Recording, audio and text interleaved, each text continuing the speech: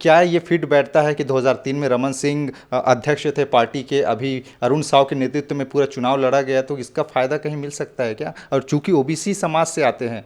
जब किसी का भी नाम मुख्यमंत्री के लिए फाइनलाइज किया जाता है तो बहुत सारे फैक्टर पर ध्यान देना पड़ता है। जैसे कि अगर किसी को बनाया तो उस जात या फिर उस समाज के प्रति कितना उनका पकड़ है, लोग उसको स्वीकार कर रहे हैं कि नहीं कर रहे हैं। आने वाले समय में, क्योंकि 2024 में लोकसभा का चुनाव भी होना है, इस बार सबसे ज़्यादा दूसरे मतों में वो जीतने वाले प्रतिभागी रहे हैं। तो जी, पिछले कुछ समय से छत्तीसगढ़ के लोगों का ये मांग उठ रहा था कि छत्तीसगढ़ में एक युवा नेता होना चाहिए, युवा मुख्यमंत्री होना चाहिए। और युवा बहुत है अभी, क्योंकि उनकी उम्र जहाँ तक मुझे फैन फॉलोइंग बहुत है, 41 साल की उम्र है जी। बीजेपी ये संदेश देना चाहती है कि देखिए, हम वो पार्टी हैं जो हर तबके के लोग को साथ में लेकर चलते हैं, चाहे वो आदिवासी हो, पिछड़ा हो, दलित हो या फिर माइनॉरिटी हो। क्या ये संकेत देना चाह रही है? नमस्कार, आप देख रहे हैं टीएनआर न्यूज़ और मैं हूं आपके साथ में राकेश निर्मलकर। छत्तीसगढ़ में सरकार बनाने की कवायद भारतीय जनता पार्टी ने तेज कर दी है। एक प्रचंड बहुमत के साथ 54 सीटों पर भाजपा ने इस बार जीत दर्ज की है। लेकिन अब जो सबसे बड़ा संशय बना हुआ है कि आखिरकार छत्तीसगढ़ का मुख्यमंत्री कौन होगा।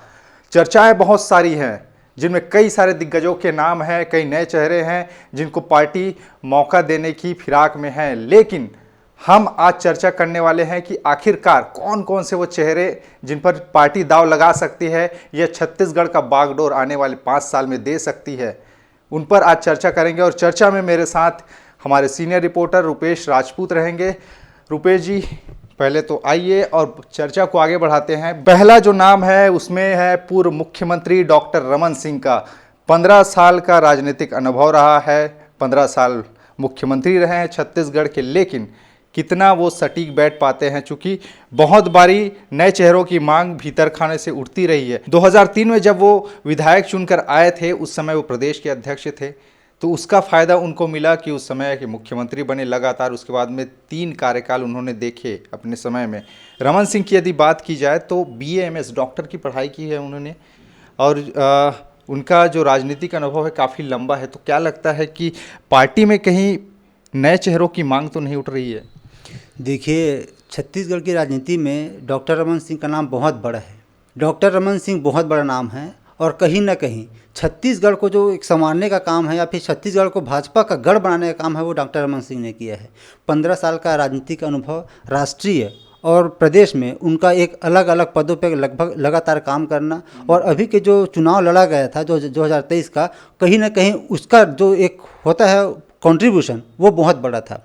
कैसे पार्टियों को एक साथ रखना, किन किन जगह पे उन लोग कमज़ोर हैं, उन पर लगातार ध्यान देना, उस पर बदलाव करना, सुधार करना, ये सब काम पार्टी के जो मेन नेता है उनके साथ बैठ के एक सामंजस्य स्थापित करना, उसके बाद उस रणनीति पर आगे बढ़ने का काम जो कहीं ना कहीं अगर किए हैं तो उनके पीछे एक बहुत बड़ा हाथ है, वो डॉक्टर रमन सिंह का है। और उनका मुख्यमंत्री बनना या नहीं बनना, वो इस बात पर भी निर्भर करता है कि जो वास्तविक 15 सालों में जो काम हुआ है और जो 15 साल के बाद करारी हार मिली थी कांग्रेस के हाथों, तो उसके बाद कहीं ना कहीं उनके चेहरे को पीछे कर दिया गया था, दरकिनार कर दिया गया था, और भाजपा छत्तीसगढ़ में एक नया चेहरा, नया नाम तलाश रही थी।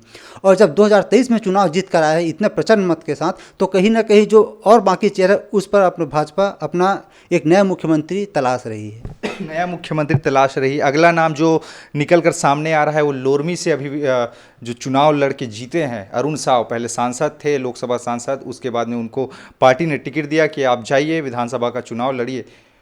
वो अध्यक्ष अभी वर्तमान में, तो क्या ये फिट बैठता है कि 2003 में रमन सिंह अध्यक्ष थे पार्टी के, अभी अरुण साव के नेतृत्व में पूरा चुनाव लड़ा गया, तो इसका फ़ायदा कहीं मिल सकता है क्या? और चूंकि ओबीसी समाज से आते हैं।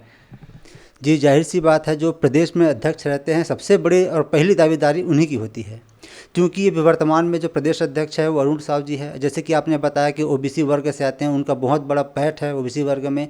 और जो भी जो 2023 का चुनाव है जो भाजपा जीत कर आई है, कहीं ना कहीं ओबीसी वर्ग का सपोर्ट ही उनका बहुत बड़ा एक फैक्टर रहा है। तो इससे इनकार नहीं किया जा सकता कि अगर ओबीसी वर्ग से आने वाले अरुण साव जी का नाम अगर मुख्यमंत्री के रूप में सामने आ रहा है, तो यह आश्चर्य करने वाली बात नहीं, स्वीकार्यता रहेगी। जाहिर सी बात है, क्योंकि जब एक खास तबका का सपोर्ट किसी एक पर्टिकुलर नेता जो उस प्रदेश में लोकप्रिय भी हैं। अगर उनका नाम अगर सामने आ रहा है तो लोग उसको स्वीकार करने में आनाकानी नहीं करना चाहिए, ऐसा मुझे लगता है। देखिए, ये ना हम चुनाव से पहले भी डिस्कस कर रहे थे, अगर अरुण साव को पार्टी टिकट दे रही है, अगर लड़ा रही है, तो आगे चलकर अगर भारतीय जनता पार्टी चुनाव जीतती है तो उनकी दावेदारी बहुत मजबूत रहेगी। और शायद यही कारण है जो लिफाफे गए हैं दिल्ली में, उसमें उनका नाम संभवतः है। लेकिन यदि अरुण साव जी के पूरे नज़र डाला जाए उनकी शैक्षणिक योग्यता पर, तो मैं देख रहा था कि वो LLB किए हैं, BCom भी किए हैं, और साथ ही साथ राष्ट्रीय स्वयंसेवक संघ जो बीजेपी के एक लिंक के रूप में मानी जाती है, राष्ट्रीय स्वयंसेवक संघ से जुड़ा उनका जो चेहरा है, ये फ़ायदा दिला सकता है। बिल्कुल।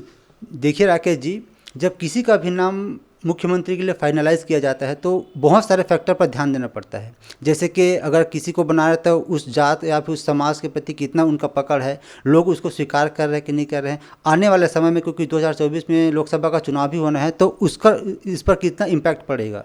तो ये सब जो फैक्ट होते हैं उस पर ध्यान देने के बाद कहीं ना कहीं मुख्यमंत्री के नाम पर मुहर लगती है। तो जो अरुण साव जी है, कहीं ना कहीं देखिए, अरुण साव छत्तीसगढ़ में उनका बहुत बड़ा नाम है और लगातार वो जीतते आ रहे हैं।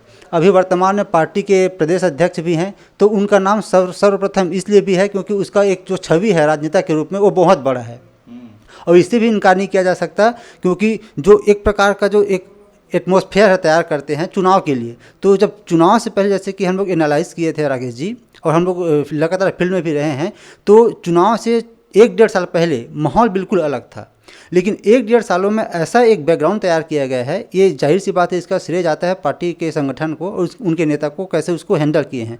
तो इस पर बहुत अच्छे से काम हुआ है और इसको काम करने का श्रेय कहीं ना कहीं हमारे अरुण साव जी को है।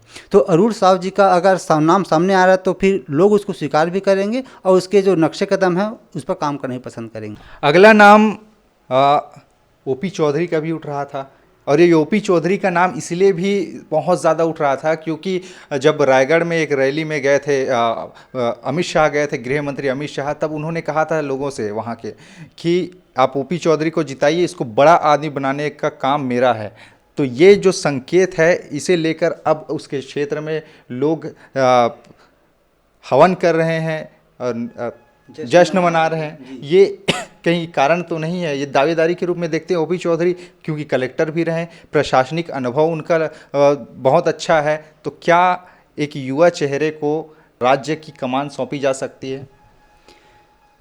चुनाव से पहले OP चौधरी का नाम मुख्यमंत्री के रेस में कहीं नहीं था, लेकिन जैसे चुनाव का रिजल्ट आया है, चूँकि हम जानते हैं कि रायपुर में वो कलेक्टर भी रह चुके हैं, उनके पास प्रशासनिक अनुभव भी है, और उनका जो दावेदारी है मुख्यमंत्री के रूप में वो इसलिए भी बहुत बढ़ जाता है क्योंकि अगर कोई अच्छे प्रशासनिक पद पर है और प्रशासनिक पद को छोड़ने के बाद अगर राजनीति में जा रहा है वो, तो उसके अंदर एक कार्य क्षमता होती है, उसके अंदर एक उमंग होता है, जोश होता है कि नहीं, मैं इससे बेहतर काम कर सकता हूँ। और इसीलिए कलेक्टर के पद को छोड़कर और राजनीति के मैदान में आया था। और पिछले बार 2018 में खरसिया में उमेश पटेल जी के उसके अपोजिट में चुनाव लड़े थे, हालांकि उसको सफलता नहीं मिली, लेकिन देखिए उसके बाद भी लगातार वो राजनीति में सक्रिय रहे हैं, पार्टी संगठन में काम करते रहे हैं, और इसीलिए उनको एक बार फिर से रायगढ़ में टिकट दिया गया और वहाँ से एक बार मैदान में उतारा गया। और इस बार सबसे ज़्यादा दूसरे मतों में वो जीतने वाले प्रतिभागी रहे हैं। तो जी, इसलिए भी उनका दावेदारी बढ़ जाता है क्योंकि वो OBC वर्ग से भी आते हैं। पिछले कुछ समय से छत्तीसगढ़ के लोगों का ये मांग उठ रहा था कि छत्तीसगढ़ में एक युवा नेता होना चाहिए, युवा मुख्यमंत्री होना चाहिए, और युवा बहुत है अभी क्योंकि उनकी उम्र जहाँ तक मुझे फैन फॉलोइंग बहुत है, 41 साल की उम्र है जी, 41 साल उनकी उम्र है, तो उनके पास बहुत कुछ सीखने के लिए भी है। और जैसे हम लोग देख चुके हैं कि जो केंद्रीय संगठन है भाजपा का, वो आश्चर्य में डालने वाला डिसीजन देते हैं। तो हो सकता है कि इस बार उनके अनुभव को देखते हुए, उनके जो अभी रिजल्ट का परिणाम आया उनको देखते हुए, या फिर हो सकता है कि आने वाले समय में अपना एक अगुवा तैयार करने के लिए उनको एक मौका दे दे। और जाहिर सी बात है, अगर उनको मुख्यमंत्री के रूप में बनाया जाता है तो मुझे पूरे विश्वास है, और हम लोग एनालाइज भी किए हैं, लोगों से भी चर्चा किए हैं, तो उनका ये कहना था कि अगर OP चौधरी को मुख्यमंत्री बनाया जाता है तो उनके सहयोग के लिए 1 या 2 डिप्टी CM बनाया जाएगा, ताकि उन्हें तैयार कर सके, उन्हें उस माहौल में ढाल सके, या फिर आने वाले समय के लिए उन्हें एक बेहतर प्रारूप दे सके। OP चौधरी के बाद जो एक सबसे चर्चित नाम है वो है आदिवासी चेहरा। क्या छत्तीसगढ़ को एक महिला मुख्यमंत्री मिलने वाले हैं? छत्तीसगढ़ की पहली महिला मुख्यमंत्री मिलने वाली, बात कर रहा हूँ मैं रेणुका सिंह की। सांसद थी, उनको कहा गया कि आप जाइए, चुनाव लड़िए, और भरतपुर सोनहत से वो चुनाव जीती हैं। और भरतपुर सोनहत ही नहीं बल्कि पूरे सरगुजा संभाग में जो पिछले बार कांग्रेस ने 14 की 14 सीटें जीती थी, इस बार पूरा का पूरा सुपड़ा साफ कांग्रेस पार्टी का किया है, जिसमें रेणुका सिंह का एक बहुत बड़ा योगदान है, क्योंकि वो घूमी है उधर की कैंपेन और सरगुजा से वो सांसद भी रही हैं। तो क्या लगता है कि इस बार आदिवासी चेहरा भारतीय जनता पार्टी ला सकती है, चूंकि आदिवासी बहुल ये क्षेत्र है छत्तीसगढ़? इस पर बात करने से पहले मैं थोड़ा सा इसके बैकग्राउंड में आना चाहूँगा। 2018 का जब चुनाव हुआ था तो उस समय सरगुजा संभाग को टीएस बाबा रिप्रेजेंट कर रहे थे, और उस समय 14 से 14 सीट कांग्रेस जीत के आई थी। तो उनको बहुत बड़ा एक पद दिया गया था, और ये भी कहा गया था कि 2.5 साल का गेम होगा। लेकिन जब इस बार 2023 में चुनाव हुआ है तो 14 के 14 सीटें भाजपा जीत कर आई है। मतलब वहाँ से कांग्रेस पूरा क्लीन स्वीप, जो 14 से 14 सीट जीत कर आई हैं भाजपा के खाते में, तो इसका श्रेय कहीं ना कहीं रेणुका जी को जा रही है। तो इसीलिए ये भी एक प्रयास लगाया जा रहा है कि अगर एक क्षेत्र, एक संभाग में उनका अगर इतना दबदबा है तो क्यों ना, क्योंकि 2024 में भी लोकसभा का चुनाव है, तो इसको देखकर भी हो सकता है कि जो केंद्रीय संगठन है वो ये देखे कि अगर हम लोग आदिवासी चेहरे को अगर सामने ला रहे हैं तो जो भारत में आदिवासी बहुल लोग हैं तो उनका कहीं ना कहीं विश्वास बढ़ेगा और हमें 2024 में उसका फायदा मिलेगा। ये ऐसा भी हो सकता है चूंकि अगले साल लोकसभा के चुनाव होने हैं, झारखंड में भी चुनाव होने हैं, झारखंड भी एक आदिवासी बहुल क्षेत्र है। बीजेपी ये संदेश देना चाहती है कि देखिए, हम वो पार्टी हैं जो हर तबके के लोग को साथ में लेकर चलते हैं, चाहे वो आदिवासी हो, पिछड़ा हो, दलित हो या फिर माइनॉरिटी हो। क्या ये संकेत देना चाह रही है? जी बिल्कुल, ऐसा भी हो सकता है। अभी जो हम लोग 4-5 नाम का यहाँ एनालाइज कर रहे हैं कि हाँ इनमें से हो सकता है मुख्यमंत्री, तो इसमें बहुत बड़ी और कद्दावर दावेदार रेणुका जी भी है। और ऐसा इसलिए भी है क्योंकि छत्तीसगढ़ में अभी तक कोई भी महिला मुख्यमंत्री नहीं बनी है। महिला मुख्यमंत्री नहीं बनी है। बता दूं, रेणुका सिंह 2003 में पहली बार चुनाव जीती थी, उसके बाद 2008 में फिर से चुनाव जीती, जिसके बाद में रमन सिंह में वो कैबिनेट मंत्री रही, और वर्तमान में अभी वर्तमान में नहीं, अभी के समय में जो गुजरा है उसमें केंद्रीय मंत्री रही, केंद्रीय राज्य मंत्री रही। अगर रेणुका सिंह की शैक्षणिक योग्यता की बात की जाए तो हायर सेकेंडरी तक की वो पढ़ाई की, 11वीं या 12वीं, इतना हमें जानकारी नहीं है कि 11वीं या 12वीं कौन से क्लास तक वो पढ़ाई की हैं, लेकिन उनकी दावेदारी, जो उनके जो नेतृत्व कौशल है, उसको देखते हुए भारतीय जनता पार्टी उनको इनाम के तौर पर प्रदेश की बागडोर दे सकती है संभालने के लिए। ऐसा कयास लगाया जा रहा है जो कि सोशल मीडिया पर छाया हुआ है। अगला नाम जो एक निकल कर और सामने आ रहा है विष्णुदेव साय का। कुनकुरी से विधायक है विष्णुदेव साय। क्या लगता है इस बार क्या भारतीय जनता पार्टी इस पर भी विचार कर सकती है? मुझे याद है कुछ तबके ऐसे भी हैं जो उनके नाम को लेकर काफ़ी ज़्यादा उत्साहित थे। भीतर घात रहता है, हर एक कार्यकर्ता अपने अपने पसंदीदा नेता को चाहते हैं कि ये पद पर बैठे। विष्णुदेव साय की स्थिति क्या लगती है आपको? विष्णुदेव साय भी छत्तीसगढ़ राजनीति में भाजपा का कद्दावर नेता है और उनका भी नाम चल रहा है मुख्यमंत्री की दावेदारी को लेकर। लेकिन जहाँ तक हमें अपने सूत्रों से मिली है जानकारी कि उनका नाम चौथा 5वां में है। जो पहला, दूसरा, तीसरा नाम बहुत महत्वपूर्ण है, जिनमें रमन डॉक्टर है और एक ओपी चौधरी जी हैं और रेणुका सिंह है। इन पर जो, और ये भी जैसे भी आपने कहा कि एक लिस्ट गया यहाँ से केंद्रीय में, तो केंद्र में जैसे हम अपने दर्शकों को बता दें, कल रात में मोदी और उनके जो मंत्री हैं, खास जो करीबी मंत्री जिसमें अमित शाह भी शामिल थे, ओम माथुर भी शामिल थे, उनके एक बैठक हुई है और वहाँ उनके पास एक लिफाफा पहुँचाया गया है। और ये भी जानकारी निकल के सामने है कि नाम का जो डिसीजन है वो फाइनल हो चुका है, बस एक ऑब्जर्वर नियुक्त करना है। छत्तीसगढ़ आएंगे ऑब्जर्वर, उसके बाद जो यहाँ विधायक दल की मीटिंग है उनको अटेंड करेंगे, फिर जो नाम का ऐलान है वो हो जाएगा। अच्छा, मतलब ये ऑब्जर्वर यहाँ पे आएंगे, जितने विधायक हैं उनकी मीटिंग लेंगे, जिसके बाद में वो प्रक्रिया होगी, उनके समर्थक हो, प्रस्तावक हो, उनको लाया जाएगा, फिर एक प्रस्ताव बनाकर राज्यपाल के पास में भेजा जाएगा, वहाँ पर जाएंगे विधायक और उसके बाद में शपथ ग्रहण दावेदारी पेश करेंगे, फिर शपथ ग्रहण की जो प्रक्रिया है उसे आगे बढ़ेगी। जी ऐसा है। तो इसलिए विष्णुदेव साय का नाम भी बहुत महत्वपूर्ण हो जाता है, क्योंकि वो भी एक खास खास तबके से बिलोंग करते हैं जहाँ उनकी पैठ बहुत अच्छी है। तो विष्णुदेव साय का नाम अगर वहाँ पहुँच जाएगा, क्योंकि वो देखिए 3 बार वो प्रदेश के अध्यक्ष रहे भारतीय जनता पार्टी के, एक बड़े नेता हैं और बहुत अच्छी पकड़ है, चूंकि आदिवासियों में काफ़ी ज़्यादा पॉपुलर हैं और अच्छे खासे नेतृत्व करने की क्षमता उनके अंदर है, तो इसलिए भी अटकलें चल रही हैं उनके नामे। जी देखिए, जब मुख्यमंत्री बनाने की बात आती है तो बहुत सारे फैक्टर में ध्यान देना पड़ता है। तो वो जो जिस फैक्टर में जो कैंडिडेट फिट बैठेंगे, और हम ये भी नहीं कह सकते कि बीजेपी एक ऐसा पार्टी है जो सरप्राइज़ करने के लिए जानी जाती है। तो हो सकता है कि छत्तीसगढ़ में भी ऐसा कुछ सरप्राइज़ कर दे कि आम जनता या फिर जो आम लोग हैं वो सोचे ना हो, ये भी हो सकता है। इसलिए विष्णुदेव साय का भी अगर नाम सामने आ जाता है तो इसमें हैरान करने वाली बात नहीं होगी। विष्णुदेव साय का नाम अगर आ जाता है तो हैरान करने वाली बात नहीं होगी, लेकिन एक नाम जो उसी क्षेत्र से सरगुजा संभाग से चल के सामने आ रहा है, निकल कर सामने है, रामविचार नेताम। बहुत बड़े नेता है रामानुजगंज से अभी चुनाव जीते, पिछली बार हारे थे। उनको क्या पार्टी मौका दे सकती है? मुझे याद आ रहा है कि अजय चंद्राकर ने एक बार भिलाई में एक भाषण के दौरान कहा था कि रामविचार नेताम मुख्यमंत्री होंगे। क्योंकि बहुत से ऐसे नेता हैं जो उनके समर्थन में हैं, अंदर ही अंदर कह रहे होंगे कि आपको मुख्यमंत्री, तो इस पर भी क्या केंद्रीय नेतृत्व की नज़र रहेगी कि कौन से शीर्ष के नेता छत्तीसगढ़ के किनका समर्थन ज़्यादा कर रहे हैं? इस पर बहुत कुछ डिपेंड करता है कि जो जब विधायक दल की बैठक होगा, अब विधायक दल में जो शामिल होंगे विधायक, वो किन किन नाम को प्रपोज कर रहे हैं और प्रपोज करेंगे, उसके बाद उस पर विचार किया जाएगा। विचार करने के बाद जो क्या उन लोग के विचार हैं, क्या उन लोग सोच सकते हैं कि इसको उन लोग अपने नेता चुनने के लिए तैयार हैं, इस पर मंथन होगा। फिर उन जो नाम होगा उस पर उन लोग फाइनलाइज करेंगे। अब ये भी कहा जा रहा है कि जो केंद्रीय संगठन है वो पहले से फाइनल कर चुके हैं, क्योंकि यहाँ से जो एक लिफाफा गया उसमें पूरा सब चीज़ जानने समझने विचार विमर्श करने के बाद वो फाइनलाइज कर दिया गया है। लेकिन क्योंकि अभी तक जो प्रोसेस रहा है भाजपा का, कि पहले एक प्रोसेस होता है कि हाँ एक ऑब्जर्वर नियुक्त किया जाएगा सेंटर की ओर से, फिर वहाँ जाके विधायक दल की बैठक करेंगे, फिर उसके बाद वहाँ के विधायकों से उन लोग का मत लेंगे, उसके बाद वह जाके केंद्र में उसका नाम फाइनल होगा। इस पर भी क्योंकि अभी तक ऐसा हो रहा था, सिस्टम अभी तक ऐसे ही चल रहा था, लेकिन अभी इस बार अगर कुछ नया हो जाएगा तो फिर हो सकता है कि हमें नया नाम सामने आ जाए। नया नाम सामने आ जाए। रामविचार नेताम की अगर बात की जाए, उनकी शैक्षणिक योग्यता 11वीं पढ़े हैं, वो 11वीं पास है। विष्णुदेव साय भी 11वीं पढ़े हैं। तो ये तो रहे ही जो नाम जो चल रहे हैं सोशल मीडिया पर जो छाए हुए हैं कि आखिरकार छत्तीसगढ़ का अगला मुख्यमंत्री कौन होगा।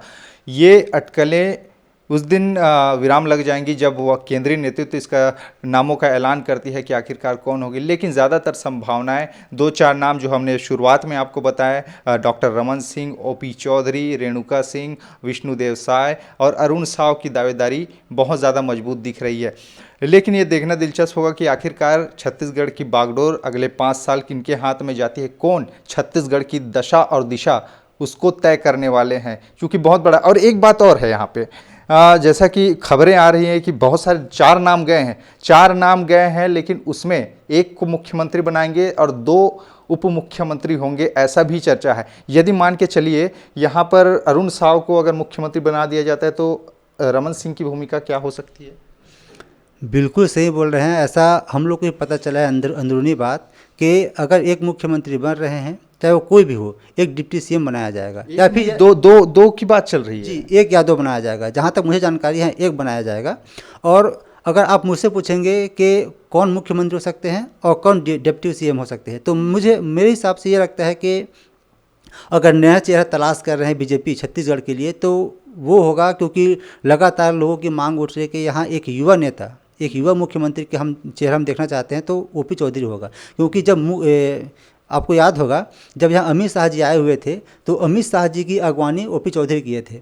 तो उस समय रैली में अमित शाह जी ने कहा था कि इनको आप जिता के लाइए, इनको बड़ा आदमी बनाने का जिम्मेदारी मेरा है। और बड़ा आदमी कहने का इसका बहुत लोग अलग अलग अर्थ निकाल रहे हैं। चूँकि भाजपा जीत कर आ चुकी है, पूर्ण बहुमत के साथ सरकार बना रही है, तो अगर ओपी चौधरी को बना दे तो मुझे आश्चर्य नहीं होगा।